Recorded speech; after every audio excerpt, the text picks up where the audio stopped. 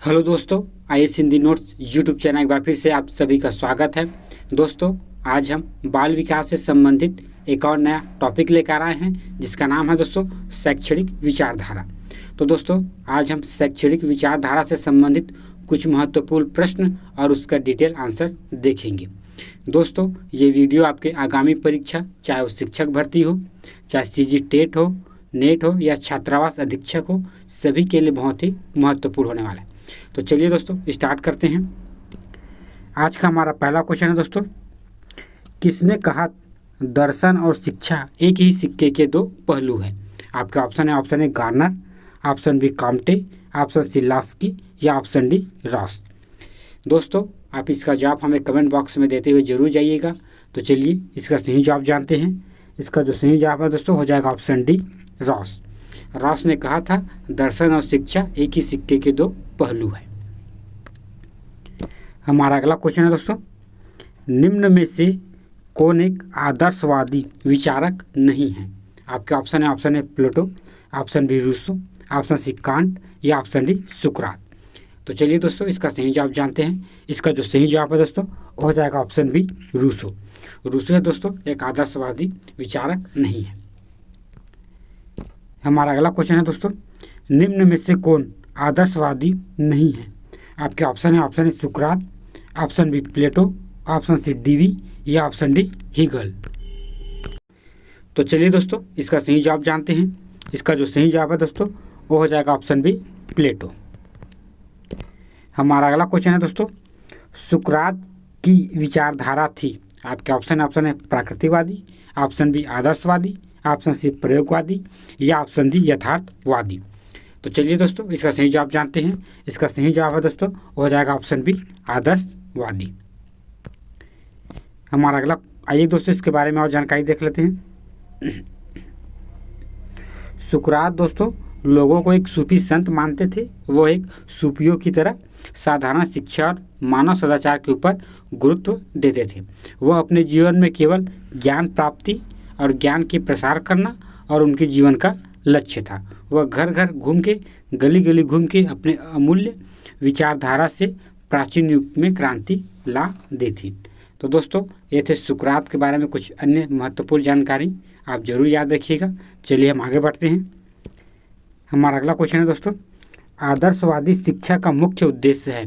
आपके ऑप्शन है आत्मानुभूति, option B शारीरिक विकास, ऑप्शन सी अंतर्दृष्टि या ऑप्शन डी व्यवहारिक होना। तो चलिए दोस्तों इसका सही जवाब जानते हैं। इसका सही जवाब है दोस्तों हो जाएगा ऑप्शन ए आत्मानुभूति होना। हमारा अगला क्वेश्चन है दोस्तों, प्रथम किंडरगार्टन प्रारंभ किया गया था। आपके ऑप्शन है फ्रेडरिक फ्रोबेल ने, जोहान पेस्टालॉजी ने, ऑप्शन बी बेंजामिन फ्रैंकलिन ने, ऑप्शन सी जोहन पेस्टालॉजी ने या ऑप्शन डी डीविन क्लिंटन ने।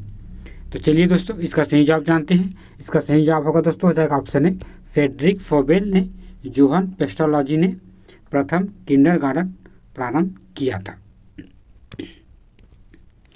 यदि दोस्तों हम बात करें फ्रेडरिक फ्रोबेल के बारे में, तो दोस्तों 19वीं सदी में वे जर्मन शिक्षाविद फ्रेडरिक फ्रोबेल ने किंडरगार्टन की शुरुआत की थी। उसका मानना था कि खेल गतिविधियों से बच्चों का विकास संभव है। तो चलिए दोस्तों हम आगे बढ़ते हैं। हमारा अगला क्वेश्चन है, कौन सा शिक्षा दर्शन अच्छे मानव जीवन पर जोर देता है? आपके ऑप्शन है यथार्थवाद, ऑप्शन बी आदर्शवाद, ऑप्शन सी प्राकृतिकवाद या ऑप्शन डी अस्तित्ववाद। तो चलिए दोस्तों इसका सही जवाब जानते हैं। इसका सही जवाब होगा दोस्तों हो जाएगा ऑप्शन बी आदर्शवाद। जो आदर्शवाद शिक्षा है दोस्तों वो दर्शन जो है अच्छे मानव जीवन पर जोर देता है। हमारा अगला क्वेश्चन है दोस्तों, किस विचारधारा के अनुसार शिक्षा के उद्देश्य सत्यम, संयम और सुंदरम होने चाहिए? आपके ऑप्शन है आदर्शवादी, ऑप्शन बी मानववादी, ऑप्शन सी प्रकृतिवादी या ऑप्शन डी यथार्थवादी। तो आइए दोस्तों इसका सही जवाब जान लेते हैं। इसका सही जवाब है दोस्तों हो जाएगा ऑप्शन ए आदर्शवादी। तो दोस्तों आदर्शवादी जो है मनुष्य को इस प्रक्रिया में प्रशिक्षित करने पर बल देता है। अर्थात दोस्तों ज्ञान वह है जो मुक्ति प्रदान करे। इससे स्पष्ट होता है कि व्यक्तियों का जो चरम विकास है आदर्शवादी शिक्षा का उद्देश्य उसमें दोस्तों व्यक्ति की आत्मभूति कर सत्य, शिव और सुंदरम की प्राप्ति कर सके। तो चलिए दोस्तों हम आगे बढ़ते हैं। हमारा अगला क्वेश्चन है, शिक्षण की आदर्शवादी विधि में सम्मिलित नहीं है। आपके ऑप्शन है, ऑप्शन ए प्रश्न पूछना, ऑप्शन बी व्याख्या देना, ऑप्शन सी प्रयोग करना या ऑप्शन डी विचार विमर्श करना। तो आइए दोस्तों इसका सही जवाब जान लेते हैं।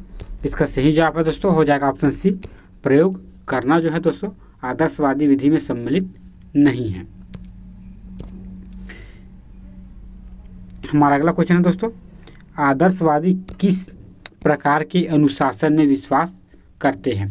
आपके ऑप्शन है, ऑप्शन ए दमनात्मक अनुशासन, ऑप्शन बी प्रभावात्मक अनुशासन, ऑप्शन सी धार्मिक अनुशासन या ऑप्शन डी प्राकृतिक अनुशासन।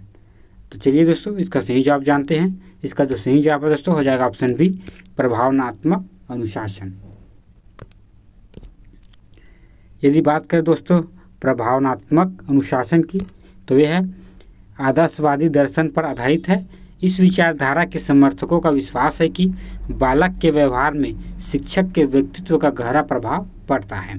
अतः शिक्षक को चाहिए कि वो अपने व्यक्तित्व तथा आदर्शों के द्वारा बालकों को इस प्रकार से प्रभावित करे कि आत्म अनुशासन विकसित हो सके।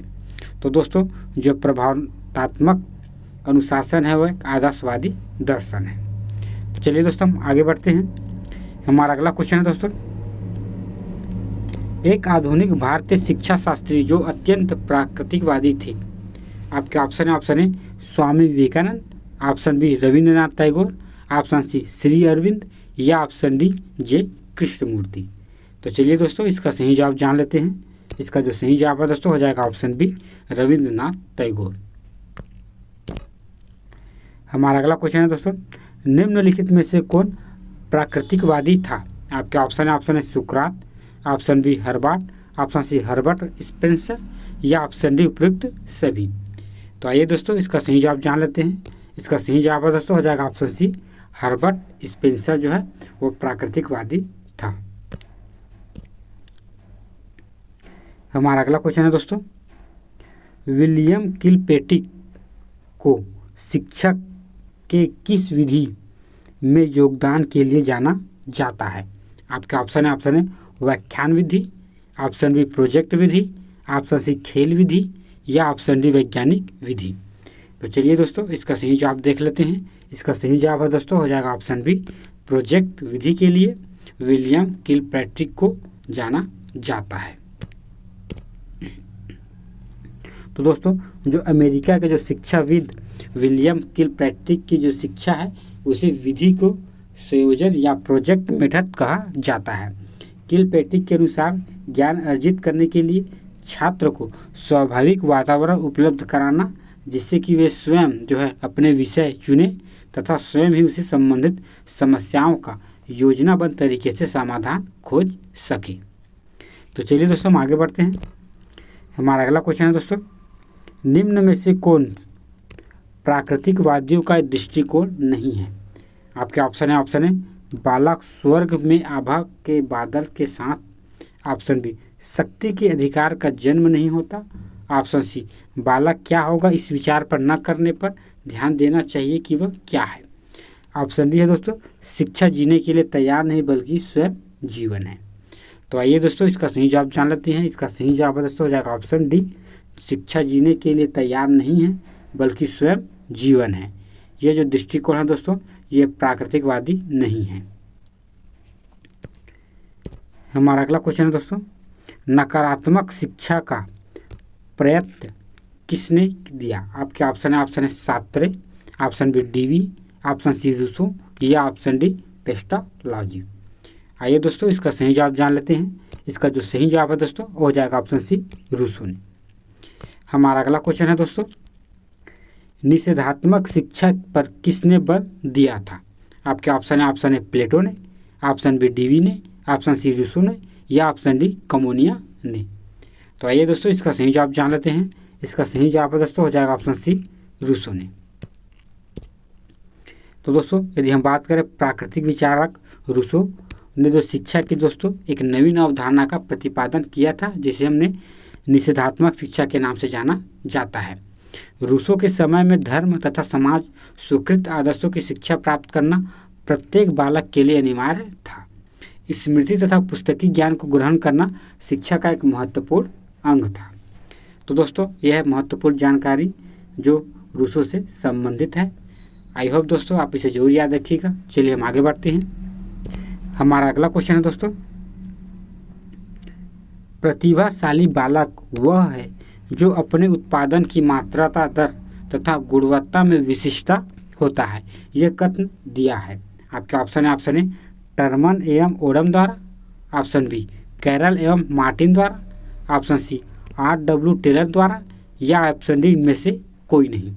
तो चलिए दोस्तों इसका सही जवाब जानते हैं। इसका सही जवाब होगा दोस्तों, हो जाएगा ऑप्शन सी R.W. टेलर द्वारा। हमारा अगला क्वेश्चन है दोस्तों, प्रयोजनवाद के जन्मदाता कौन थे? आपके ऑप्शन है, option A Plato, option C John Dewey, option C Rousseau, या ऑप्शन डी रसल। इसका सही जवाब है दोस्तों, हो जाएगा ऑप्शन बी जॉन डीवी।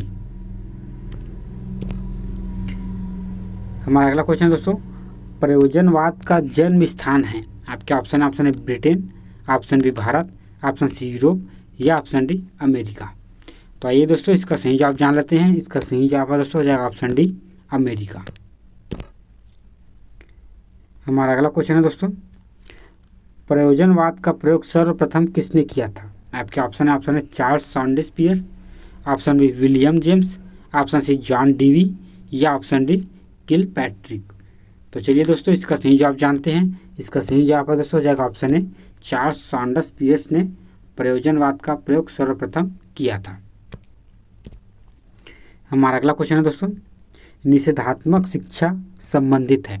आपके ऑप्शन है आदर्शवाद से, ऑप्शन बी यथार्थवाद से, ऑप्शन सी प्राकृतिकवाद से, या ऑप्शन डी प्रयोजनवाद से। तो चलिए दोस्तों इसका सही जवाब जानते हैं। इसका सही जवाब है दोस्तों, हो जाएगा ऑप्शन सी प्राकृतिकवाद से संबंधित है। हमारा आइए दोस्तों इसके बारे में और जानकारी देख लेते हैं। जो निषेधात्मक शिक्षा का अर्थ है दोस्तों, प्राकृतिक विचारक के रूप में शिक्षा की एक नवीन अवधारणा का प्रतिपादन करना, जिनमें निषेधात्मक शिक्षा के नाम से जाना जाता है। रूसो के समय से तथा सामाजिक स्वीकृति आदर्शों की शिक्षा प्राप्त करना ही प्रत्येक बालक के लिए अनिवार्य था। तो चलिए दोस्तों हम आगे बढ़ते हैं। हमारा अगला क्वेश्चन है दोस्तों, निम्न में से कौन प्रयोजनवाद का प्रवर्तक था? आपके ऑप्शन है Kant, option B Milton, option C Plato, या ऑप्शन डी C.S. पियर्स। तो चलिए दोस्तों इसका सही जवाब जानते हैं। इसका सही जवाब है दोस्तों, हो जाएगा ऑप्शन डी C.S. पियर्स जो है दोस्तों प्रयोजनवाद का प्रवर्तक था। हमारा अगला क्वेश्चन है दोस्तों, प्रयोजनवाद के अनुसार अनुशासन होना चाहिए। आपके ऑप्शन है दमनात्मक, ऑप्शन बी प्रभावनात्मक, ऑप्शन सी निहस्तक्षेप, या ऑप्शन डी स्व अनुशासन। तो चलिए दोस्तों इसका सही जवाब जानते हैं। इसका सही जवाब है दोस्तों, हो जाएगा ऑप्शन डी स्व अनुशासन।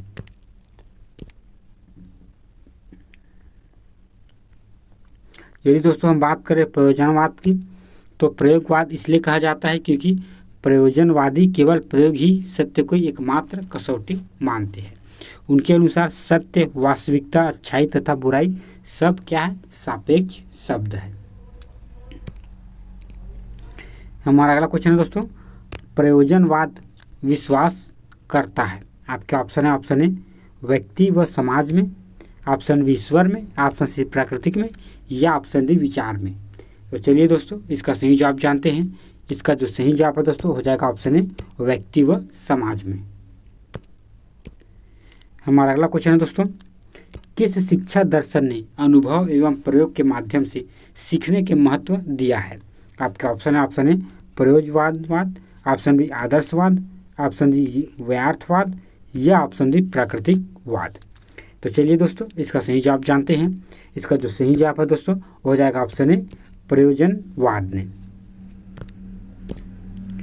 हमारा अगला क्वेश्चन है दोस्तों, प्रत्येक बच्चा अद्वितीय है, यह कथन किस सिद्धांत को संदर्भित करता है?